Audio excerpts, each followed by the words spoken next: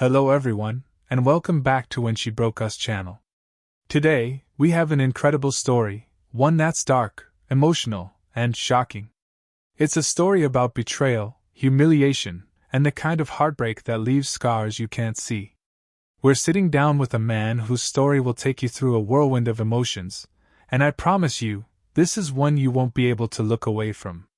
From the first moment, through the betrayal, to the shocking aftermath, this is raw, unfiltered truth. So sit tight, make sure you're not alone for this one, and hear it straight from him. Let's start at the beginning.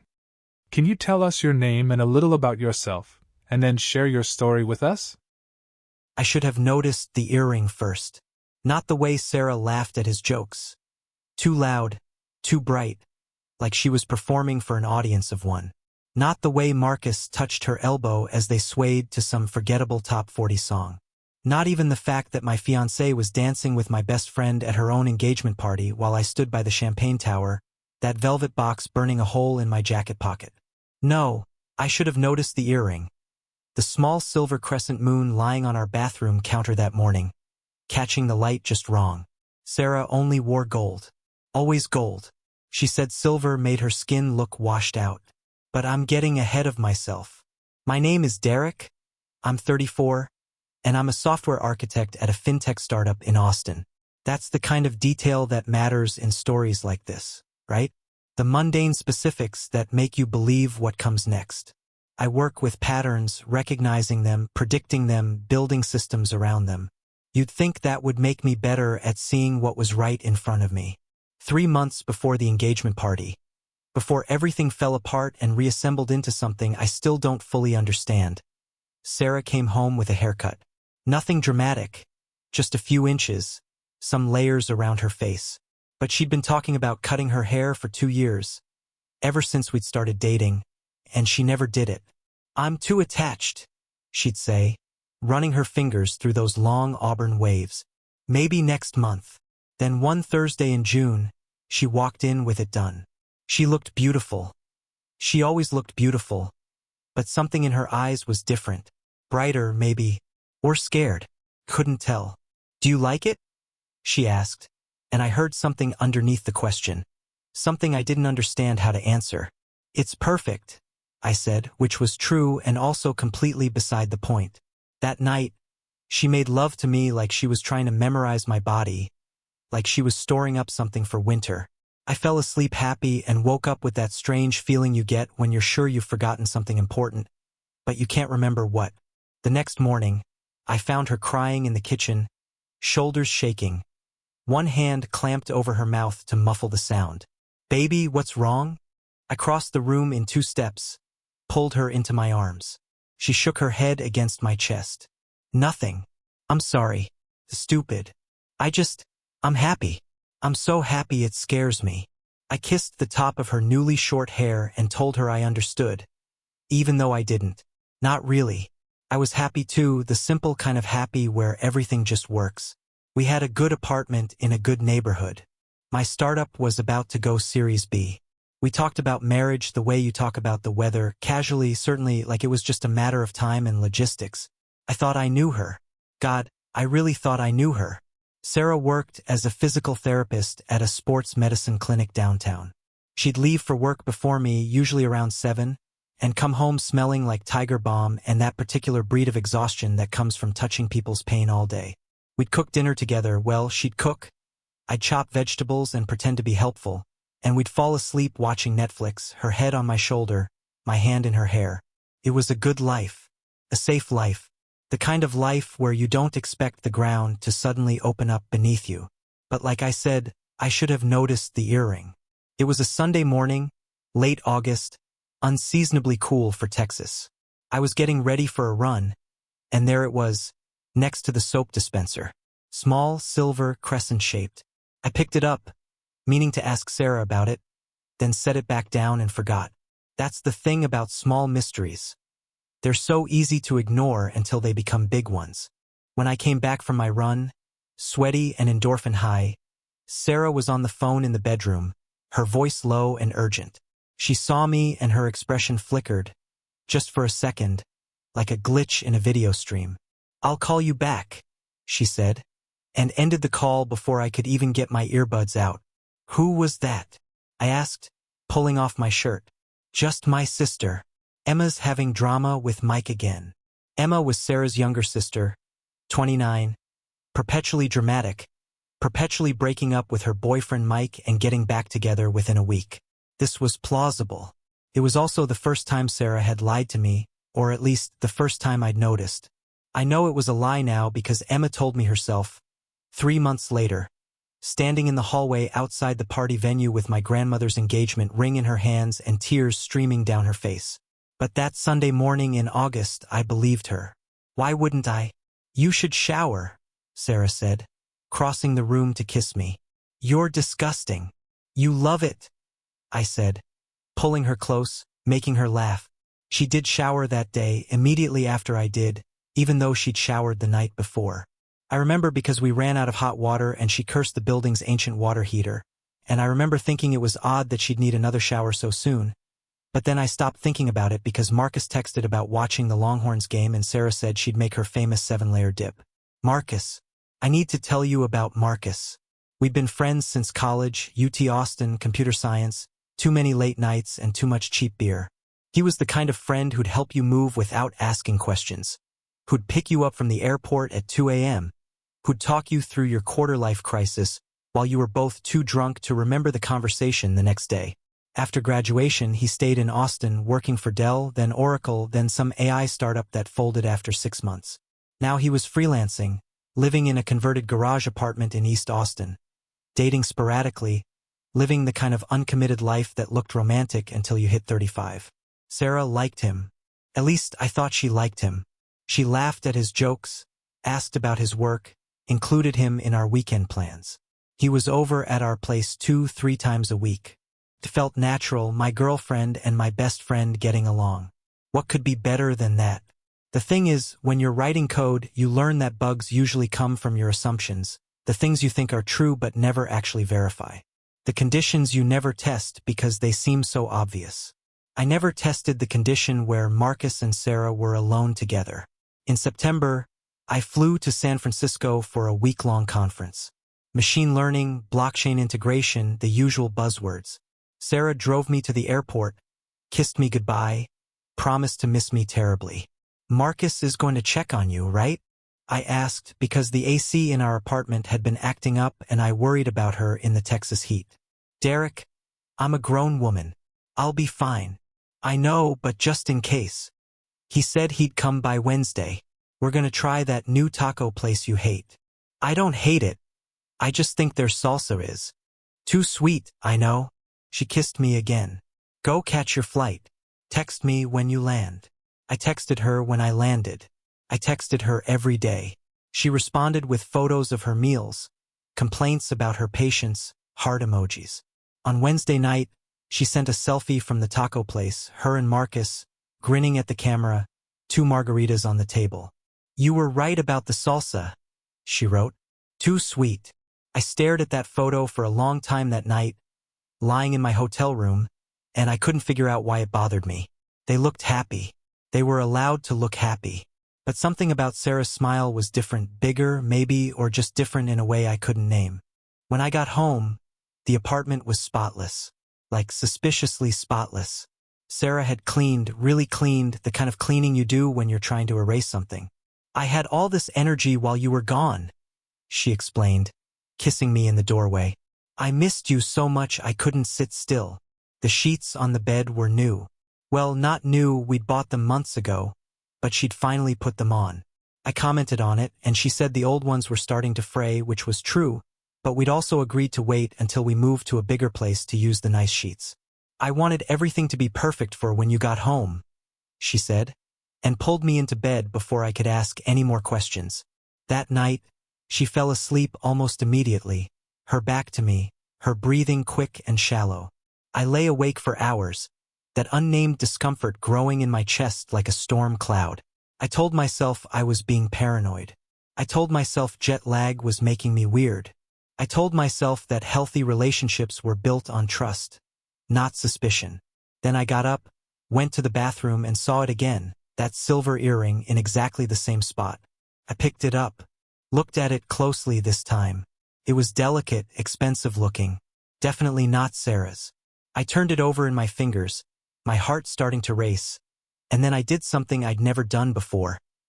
I went through Sarah's jewelry box. All gold. Every piece. I knew this already, but I had to confirm it. Had to be sure. I went back to bed. Sarah was still sleeping, still breathing fast, almost panting. I watched her for a long time, and then I made a decision that would change everything. I decided to propose. I know. Sounds insane. Your girlfriend might be cheating on you, so you decide to marry her? But that's not how it felt at the time. At the time, it felt like if I could just lock this down, make it official, prove to her, and to myself that what we had was real and permanent, then whatever weirdness I was imagining would disappear. We'd be engaged, then married, and everything would make sense again. I bought the ring the next week. My grandmother's ring, actually. She'd left it to me when she passed 2 years earlier. White gold band. 3 small diamonds. Vintage and beautiful and exactly Sarah's style. I'd been planning to use it eventually anyway. This just moved up the timeline. I decided to propose at her birthday party in November. Big public gesture, all our friends. Make it memorable. Sarah had always talked about wanting a romantic proposal, something she could tell her grandkids about. I'd deliver. But first I told Marcus. That's what you do, right? You tell your best friend. We met at his favorite dive bar in East Austin, the kind of place with good whiskey and bad lighting. I ordered us both around and then pulled out my phone, showed him a photo of the ring. Holy shit, dude, Marcus said. But his expression was wrong. He looked sick. I know it's soon, but, Derek. He set down his whiskey. We need to talk. My blood went cold. About what? He opened his mouth. Closed it. Opened it again. Are you sure? About Sarah? Are you absolutely sure? What the hell kind of question is that? Man, I care about you.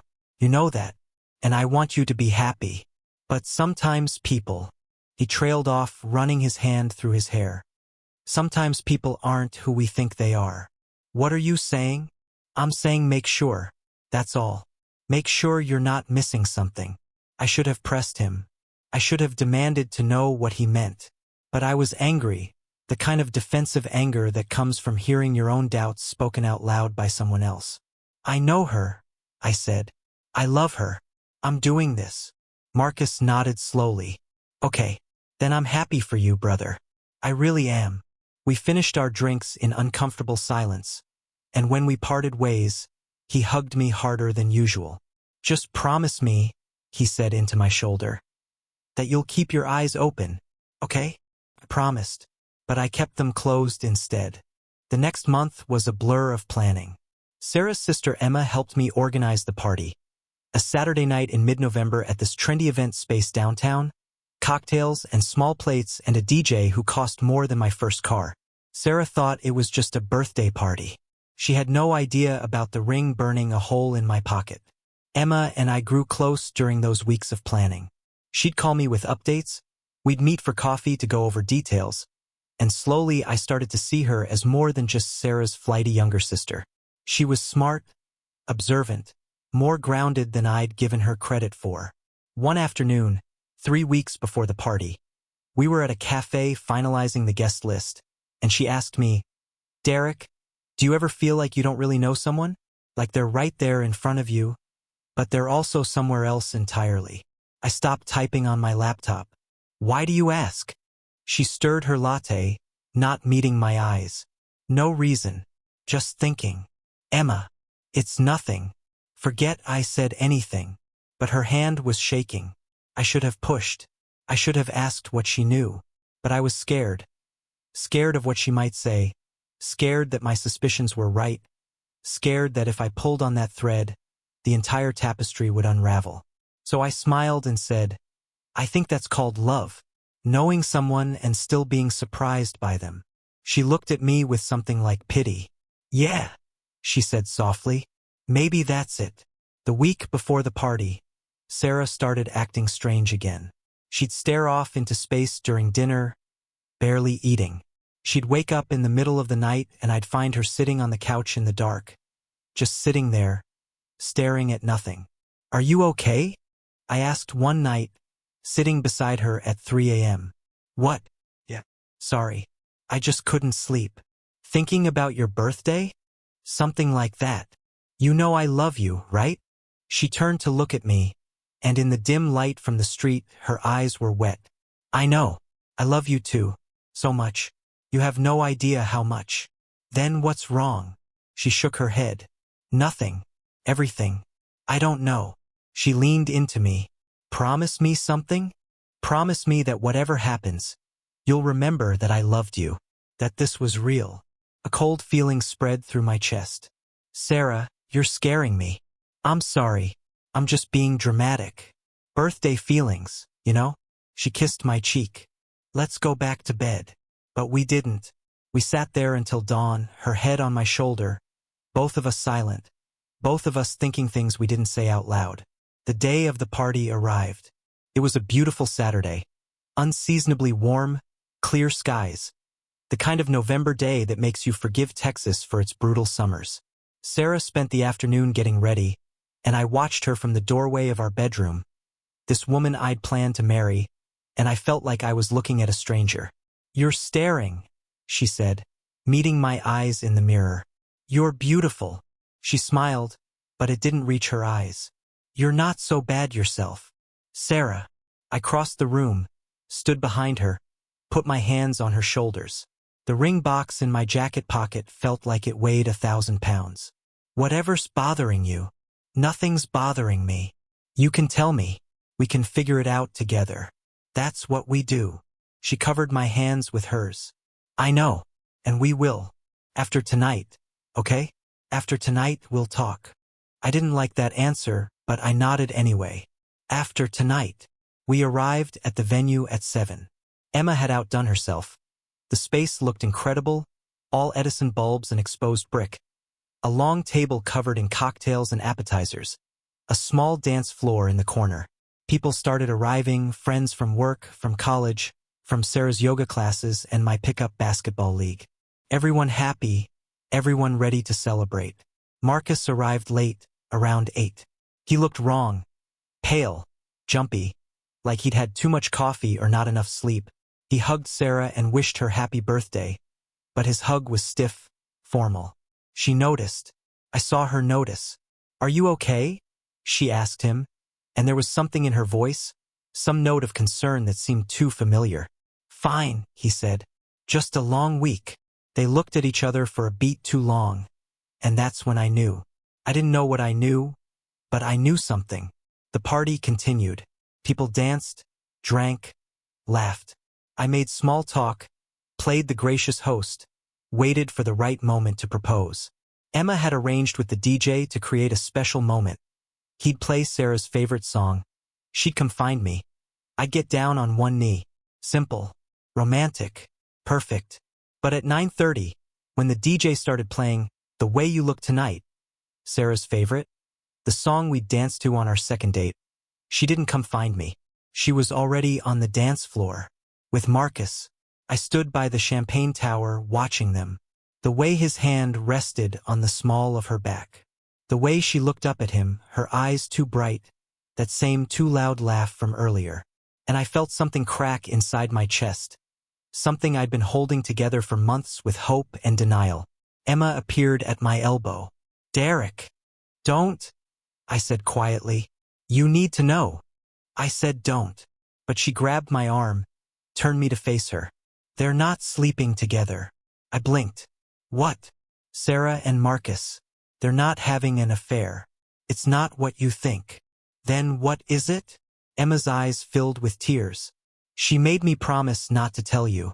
She wanted to be the one. Emma. My voice came out strangled. What is it? She took a shaky breath. Sarah's sick. She has breast cancer. Stage 3. She's been going through chemo for the last 4 months. The world tilted.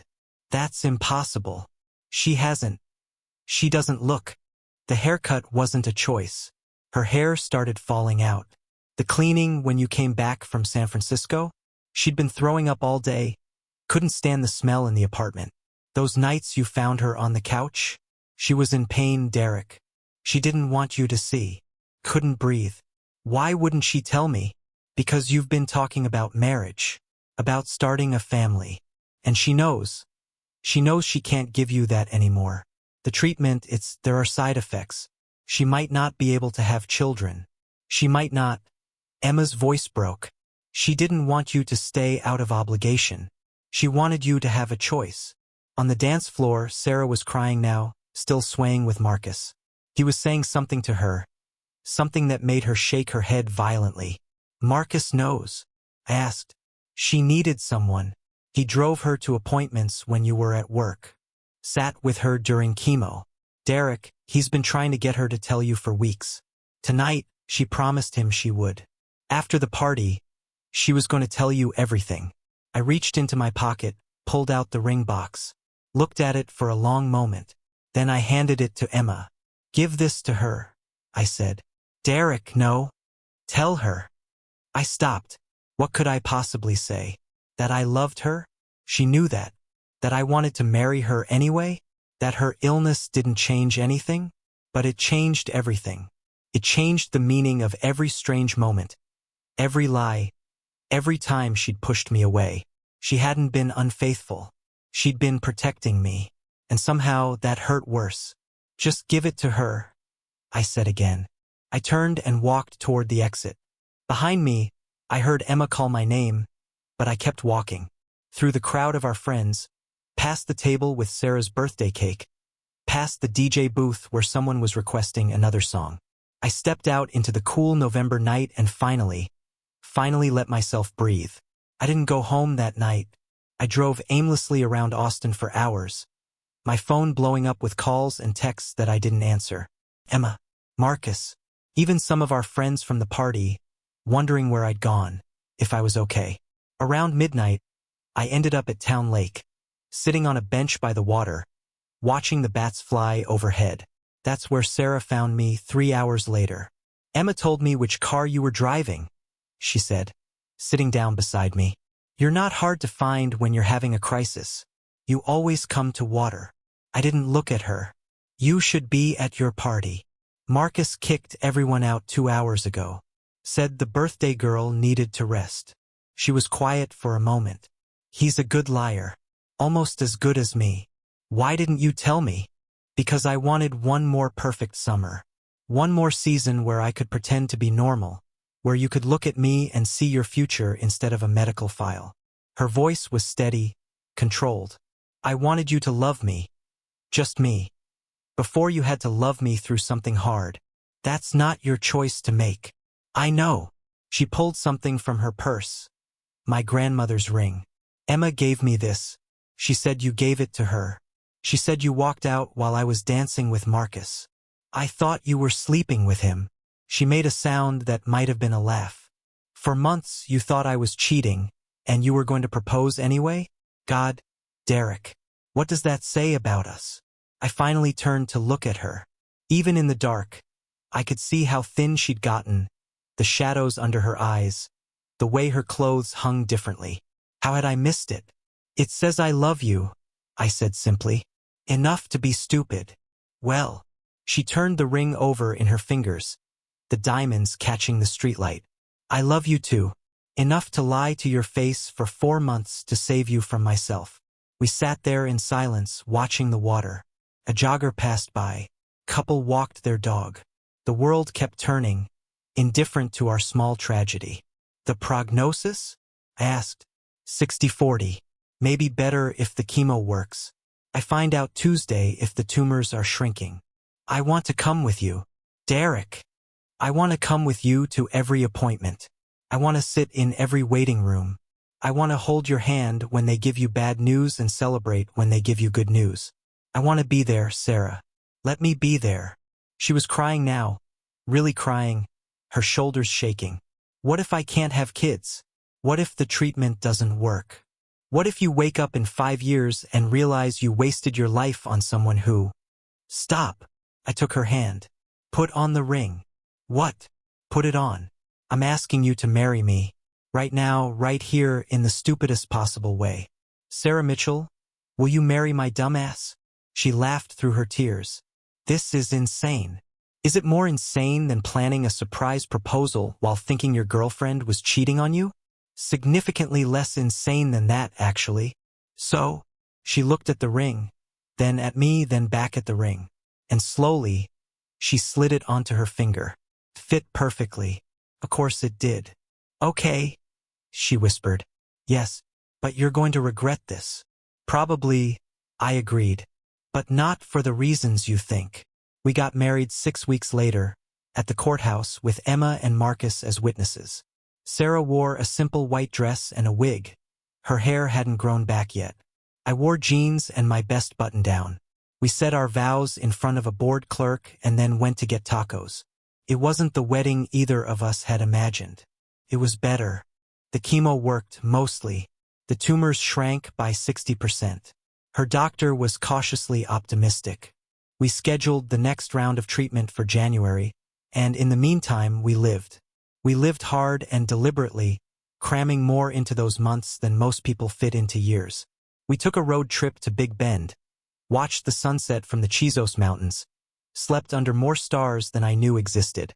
We went to concerts, tried new restaurants, learned to make pottery in a class that Sarah insisted on even though I have no artistic talent whatsoever. We fought about stupid things, who left the dishes in the sink, whether to buy a new car, what to watch on Netflix. Normal couple stuff. Beautiful, mundane, normal stuff. And some nights, when the fear got too big, when Sarah couldn't sleep because she was thinking about recurrence rates and 5-year survival statistics, I'd hold her and remind her that life is always a gamble. That none of us knows how much time we have. That choosing to love someone fully, even when you're scared, is the bravest thing a person can do. Marcus came over every Sunday. We'd watch football and pretend everything was fine, and Sarah would make her 7-layer dip, and it was almost like before. Except better, because nothing was hidden anymore. Emma visited more too. She and Sarah grew closer, bonding over something I couldn't quite name. Maybe it was the relief of not keeping secrets. Maybe it was just having each other. Either way, it was good to see. One Sunday in March, Marcus pulled me aside while Sarah was in the kitchen. "I need to tell you something," he said. My stomach dropped. "What?" "That night at the bar when you showed me the ring. I almost told you about Sarah being sick. She'd asked me not to, but I thought you deserved to know before you proposed. That you should have all the information." "Why didn't you?" "Because she called me right after you left. She was crying, said she'd decided to tell you everything that night. She said she couldn't live with the lie anymore, that she'd rather lose you than keep betraying you."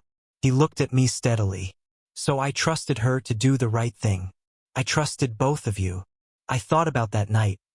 Sarah dancing with Marcus, both of them crying, having what I thought was a lover's quarrel, but was really something else entirely. A friend saying goodbye. A dying woman gathering her courage. A moment I'd completely misunderstood. "Thank you," I said, "for being there for her when I couldn't be. You're there now. That's what matters." In April, Sarah's scans came back clean. The cancer was in remission. We celebrated with champagne and cried more than we drank. And for the first time in months, we let ourselves imagine a future beyond the next doctor's appointment. "We could try for kids," Sarah said one night, lying in bed, my hand on her stomach. "The doctor said there's a chance. A small chance, but a chance. Or we could adopt," I offered. "Or foster. Or get a dog and become those annoying people who treat their pets like children." She laughed. "You'd be terrible at that. I'd be great at that. I'd make the dog matching sweaters. I'd have a bumper sticker that says, 'My golden retriever is smarter than your honor student.'" See, terrible. But we were smiling, both of us. And in that moment, the future felt possible again. Not certain, nothing was certain, but possible. The thing is, I never did get to propose the way I'd planned. Never got down on one knee in front of our friends. Never made a big romantic gesture with a string quartet and perfect lighting. Instead, I proposed on a bench by town lake at 3 in the morning, with no plan and no pretty words, just raw honesty and stupid, stubborn love. And you know what? I don't regret a single second. The night of Sarah's birthday party, I walked out thinking I'd discovered a betrayal. I walked out with my heart breaking, my future crumbling, all my assumptions shattered. And I was right, just not in the way I thought. The betrayal wasn't infidelity. It was illness. It was bad luck and unfair biology and a woman trying to protect someone she loved by pushing him away. The shattering wasn't our relationship ending. It was the pretense ending. All those months of perfect surface happiness, of avoiding difficult truths, of thinking that love meant never burdening the other person. We learned better. We're still learning. Sometimes Emma asks me if I regret handing her the ring that night, if I wish I'd stayed and danced with Sarah, if I wish I'd known sooner. And I tell her the truth. I wish a lot of things. I wish Sarah had felt safe enough to tell me from the beginning. I wish I'd been perceptive enough to see what was really happening instead of inventing a different story. I wish cancer wasn't a thing that existed in the world. But I don't regret walking out. Because that walk, those 3 hours of driving aimlessly, of sitting by the water, of finally being honest about what I didn't know. That was the moment I stopped being comfortable and started being brave. Love isn't about dancing at parties while your partner watches. It's about finding each other at 3 in the morning when everything's falling apart. It's about saying yes when every rational part of you is screaming run. It's about handing someone a ring at the worst possible moment and trusting them to understand what it means. That night, while Sarah danced with Marcus, I handed the ring to her sister and walked out. And in doing so, I walked straight into the rest of my life. The complicated, scary, beautiful rest of my life, with her. Wow. That was an incredibly intense and emotional story. Thank you for trusting us and sharing such a personal and painful experience with such honesty. Your journey, from betrayal, humiliation, and heartbreak, to reclaiming your life and dignity, is truly powerful, and I know it will resonate with many of our viewers who have faced similar struggles. To everyone watching, this story is a reminder of the strength we all have inside us, even in the darkest moments. If Michael's story moved you, made you think, or helped you reflect on your own life, I encourage you to leave a comment below. Share your thoughts, your experiences, or simply your support. It all matters. And don't forget to subscribe to When She Broke Us for more raw, real, and unfiltered stories of betrayal, resilience, and personal growth. Every story here reminds us that even through pain, there's a way to reclaim our power and dignity. Thank you for watching, and remember, your strength is greater than any betrayal, and your voice deserves to be heard.